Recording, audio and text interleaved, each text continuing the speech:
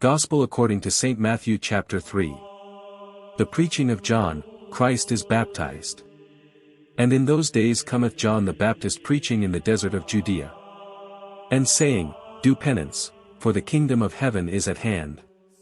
For this is he that was spoken of by Isaias the prophet, saying, A voice of one crying in the desert, Prepare ye the way of the Lord, make straight his paths. And the same John had his garment of camel's hair, and a leathern girdle about his loins, and his meat was locusts and wild honey. Then went out to him Jerusalem and all Judea, and all the country about Jordan, and were baptized by him in the Jordan, confessing their sins. And seeing many of the Pharisees and Sadducees coming to his baptism, he said to them, Ye brood of vipers, who hath shewed you to flee from the wrath to come?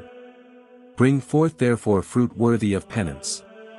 And think not to say within yourselves, We have Abraham for our father. For I tell you that God is able of these stones to raise up children to Abraham. For now the axe is laid to the root of the trees. Every tree therefore that doth not yield good fruit, shall be cut down, and cast into the fire. I indeed baptize you in the water unto penance, but he that shall come after me, is mightier than I, whose shoes I am not worthy to bear, he shall baptize you in the Holy Ghost and fire. Whose fan is in his hand, and he will thoroughly cleanse his floor and gather his wheat into the barn, but the chaff he will burn with unquenchable fire.